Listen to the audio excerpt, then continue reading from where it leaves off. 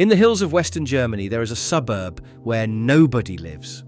Hundreds of homes, a school, a chapel, a swimming pool, all built for American families who flew out in a single year and never came back. The basketball hoops still hang on the empty garages. The Americans built places like this across Europe, whole towns behind the wire, aimed at an enemy in the east. Then that enemy collapsed, and Washington walked away from the lot. We found 10. Stator number 1, a spy station the Americans raised on a Berlin hill of war rubble, over a buried Nazi college. They called it the Devil's Mountain. This is not a story about an army that lost. It is a story about an army that won and then had nowhere left to be. To see how that feels on the ground, start in the Eifel Hills. Number 10. Bitburg Air Base, Germany. A long runway in the green volcanic uplands of the Eifel, lined with hardened hangars, now surrounded by warehouses and light industry. The Americans broke ground here in 1951 on farmland that the German army had used as a tank staging ground for the Battle of the Bulge. Within a year, the first fighter squadron had moved in. For more than 40 years, this was home to the 36th Fighter Wing, and from 1977 it flew the F-15 Eagle. The pilots called the place the Eagle's Nest. At its peak, Bitburg held around 15,000 people, and 3 squadrons of those fighters. One of the young men who flew from here in the late 50s was a fighter pilot named Buzz Aldrin, a decade before he walked on the moon. Long before the Eagles arrived, the base had a nuclear sting of its own. In the early 60s, it fielded a wing of Mace cruise missiles, an early atomic weapon pointed east from the Eifel. And when the wing finally went to war, it was not in Europe at all. Its Eagles deployed to the Gulf in 1991 and shot down more enemy aircraft than any other American fighter unit in that war. But the wing existed to fight a Soviet invasion that never came. When the Cold War ended, the Americans no longer needed a fortress in the Eifel. The base was handed back to Germany in 1994. The 36th Wing was switched off in the morning and reborn the same day on Guam, as a unit with no aircraft at all. Today, the runway serves the odd light aircraft.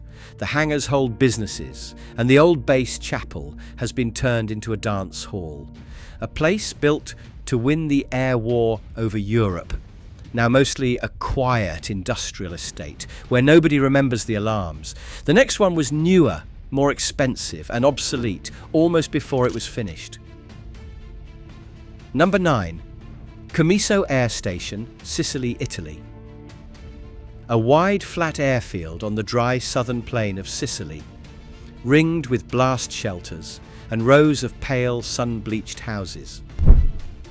The Americans built it from scratch in 1983 on the bones of a wartime Italian aerodrome where trees had grown through the old runway. It became the first operational cruise missile base in southern Europe. At its height, Comiso held up to 112 nuclear-armed ground-launched cruise missiles and around 1,800 American personnel. It cost the United States something like $100 million. It also drew some of the largest protests Sicily had ever seen. Tens of thousands marched on the gates, and a permanent peace camp grew up outside the wire, convinced the missiles made the island a target. The trouble was the treaty. The detail that everyone forgets is that the base was being completed even as the weapons it was built for were being banned. Reagan and Gorbachev signed the missiles away in 1987, and by the spring of 1991, the last of them had gone.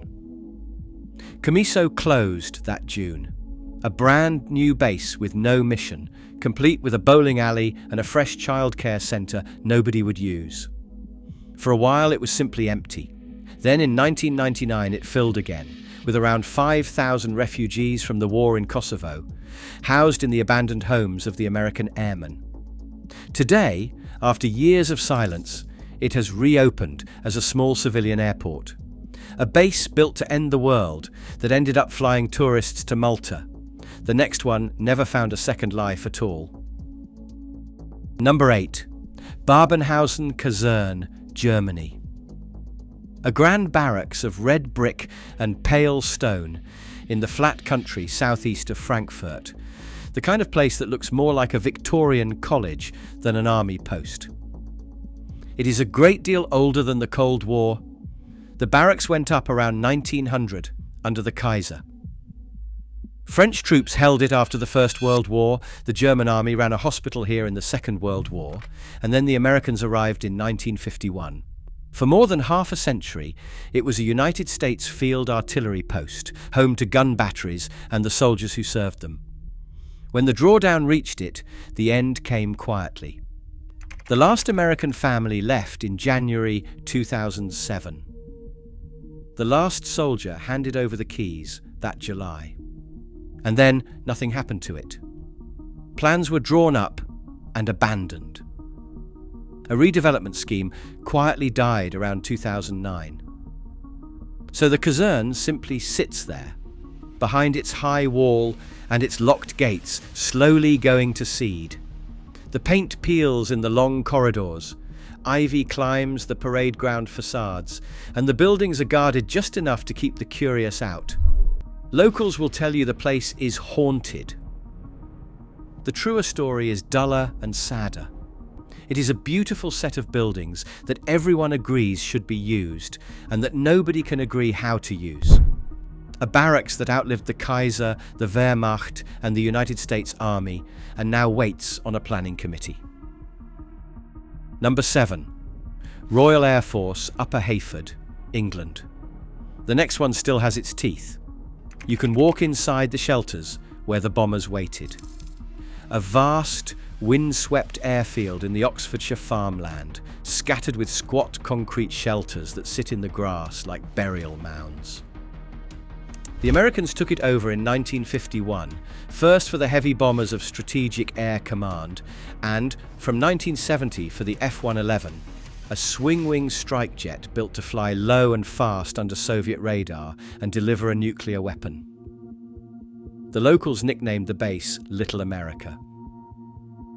By the 80s, Upper Heyford had 56 hardened aircraft shelters. At its heart sat the alert area, where 9 of those jets stood ready around the clock. A single airman would sit in the cockpit of a nuclear-armed F-111, engines warm, waiting for an order that would have meant the end of everything.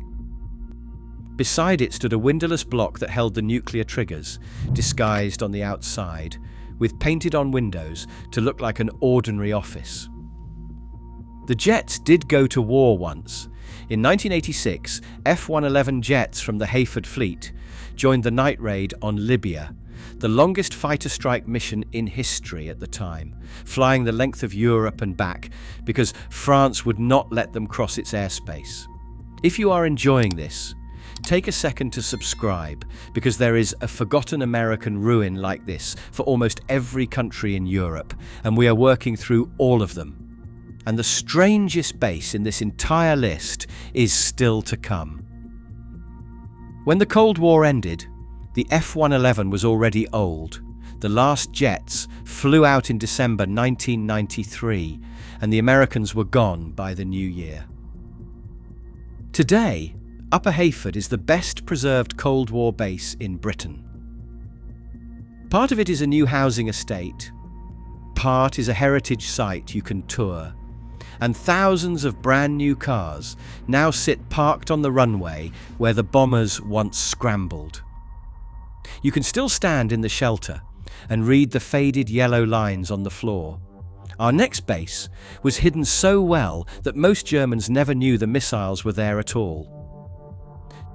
Number 6. Wüschheim Air Station, Germany, known by the codename Pydna. A patch of the Hunsrück forest near Castellan, where 6 long, earth-covered bunkers sit among the pine trees behind a wire fence. The Americans had kept nuclear-tipped missiles in this stretch of woodland since the late 50s. But in the 80s, Pydna took on something new. It became home to the 38th Tactical Missile Wing and its ground-launched cruise missiles. 64 of them, nuclear-armed, lived inside those hardened bunkers. On exercises, the steel doors would open, and the launch vehicles would roll out into the countryside to fire from some hidden lane if the order ever came. A few miles away, a hill called the Gossberg was hollowed out 30 meters deep to make a bomb-proof command bunker to control them. The peace movement worked out roughly what was here, and the forest filled with protest camps and blockades. Then, the treaty took the missiles away. The wing was disbanded in 1990, the warheads were shipped home, and in 1993 the site was handed back to Germany. What lives in the bunkers now is the strangest afterlife of any base on this list. Every summer, Pydna hosts one of Europe's biggest open-air electronic music festivals. Tens of thousands of people dance through the night. The same hardened shelters that once held cruise missiles aimed at the east now hold the speakers. The next base did not store weapons. It listened. Number 5. San Vito dei Normanni Air Station, Italy. A flat, fenced compound among the olive groves and vineyards on the heel of Italy near the port of Brindisi. The Americans opened it in 1960, and it never had a runway. Its chosen weapon was, in fact, an ear. In the early 60s, they built one of the first of a strange new kind of antenna here, a vast ring of steel masts more than 400 meters across. They called it the elephant cage. It could fix the position of a radio signal 4,000 miles away, and it spent the Cold War eavesdropping on the Warsaw Pact and listening across the Mediterranean. It was one knot in a worldwide net of these rings, codenamed Iron Horse, strung around the Soviet Union from Italy to the Philippines. At its peak, around 3,500 people worked behind the wire. But a listening post is only as useful as the enemy it listens to. When the Soviet Union dissolved, the work dried up. The mission was wound down in 1994, briefly revived for the wars in the Balkans, and finally closed at the turn of the century. The Great Elephant Cage was taken down and sold for scrap. The base reverted to Italy, and roughly 4/5 of it was simply left to rot. Today, the United Nations uses a corner of it. The rest is a sun-bleached ruin of empty barracks and cracked roads, with the bare ground ring where the antenna once stood. A place built to hear everything, that now hears nothing but the wind in the olive trees. The next site is the one most people drive straight past without ever knowing what is in the woods. Number 4. The Aschaffenburg Special Ammunition Site, Germany. A patch of forest near Aschaffenburg in northern Bavaria, threaded with footpaths, where families walk their dogs past a strange double fence and a row of concrete bunkers. For most of the Cold War, this was one of the most tightly guarded places in the country. It was a special ammunition site, a forest store for nuclear warheads, here serving the Lance missile, a short-range battlefield rocket.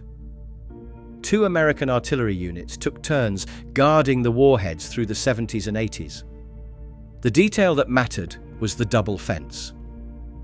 Between the 2 lines of wire ran a no-man's land watched from steel towers, and the rule inside was that no soldier was ever allowed to be alone with a warhead. Even on German soil, the bombs were American, and the men who guarded them answered to Washington. Then the battlefield nuclear weapons were withdrawn, and the secret simply evaporated. The Lance went, the guards left, and in 2007 the whole training area was handed back. Today, it is a public recreation ground. The watchtowers still stand. The bunkers still sit in the trees, their blast doors rusting, and people jog past them on a Sunday morning without a second glance. A place where men once stood 24-hour guard over the end of the world, now a spot to walk the dog. That brings us back to where we started. Number 3. Hahn Air Base, Germany. A great airfield high in the Hunsrück, and beside it the suburb from the start of this video, the one where the basketball hoops still hang on the empty garages. The Americans came here in 1952. For 35 years, Hahn was home to the 50th Tactical Fighter Wing, and by the end it flew 3 squadrons of F-16 fighters, with a standing job to carry tactical nuclear weapons against a Soviet advance. At its height, the base held more than 13,000 people. It was not really a base. It was an American town dropped into the German hills, with 672 apartments, a hospital, schools, a golf course, and a football field. Then, the Cold War ended, and Hahn was one of the very first of the great bases to die. The fighter squadrons were switched off in 1991, and most of the base was handed back in 1993. Part of it found a new life as a budget airport, the one that misleadingly calls itself Frankfurt. But around the working terminal, blocks of the old American town were left to the weather, and explorers still walk through silent apartment buildings with the wallpaper hanging off in strips. 13,000 people, and then a single year that emptied the lot. Stay with me, because the base waiting at number 1 is built on the rubble of a war that came before this one. Number 2. Royal Air Force, Greenham Common, England. A wide heath in Berkshire, grazed by cattle, where 6 enormous grass-covered bunkers still crouch behind a triple fence. The airfield dated back to the Second World War, but in 1982 it became the front line of the new arms race.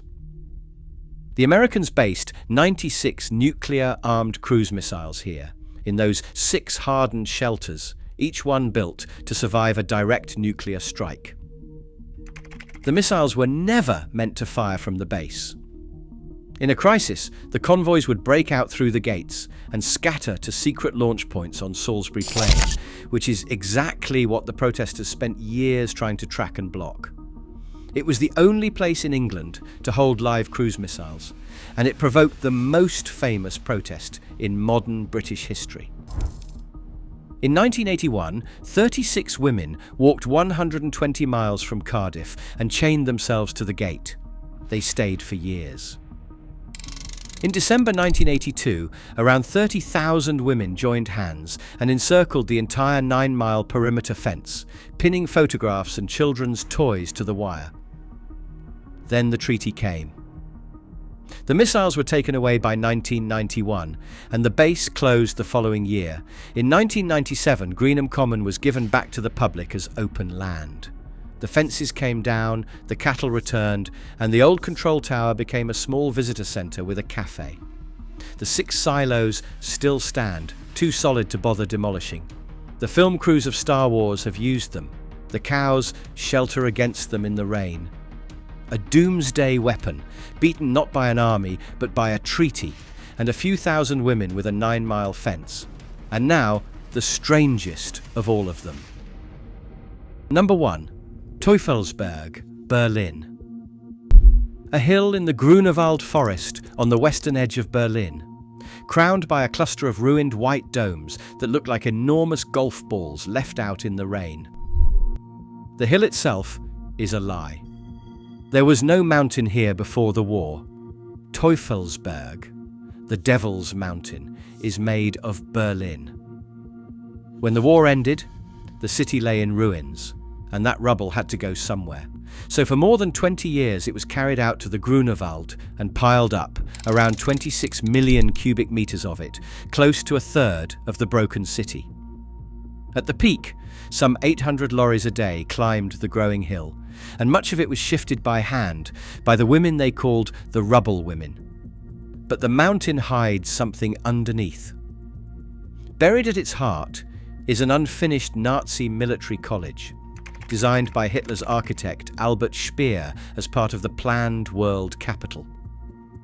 The Allies tried to blow it up after the war and failed. It was simpler to bury it.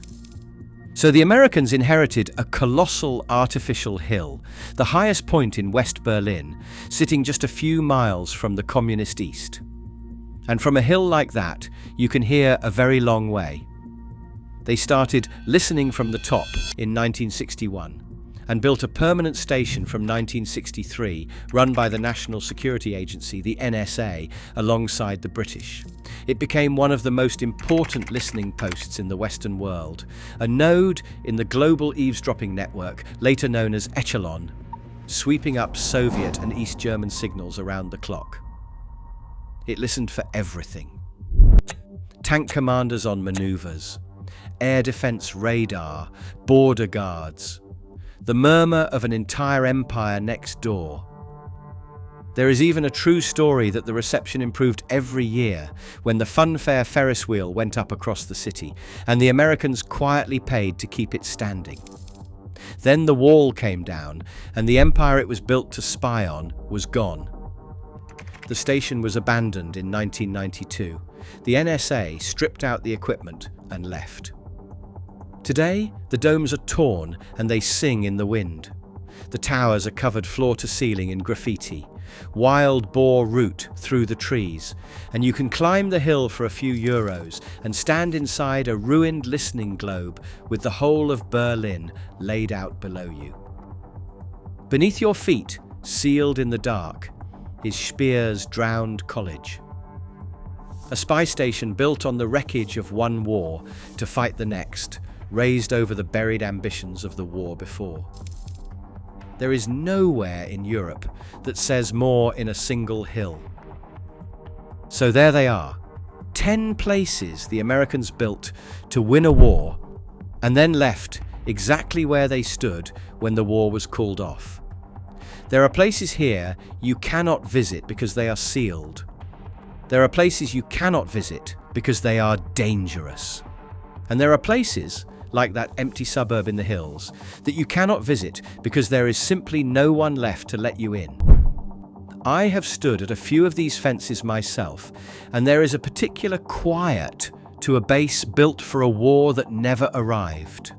Not the quiet of peace, the quiet of a held breath, slowly let go. 10 today. There are more. There are always more. Subscribe, and we will go and find the next 10 together. Thank you.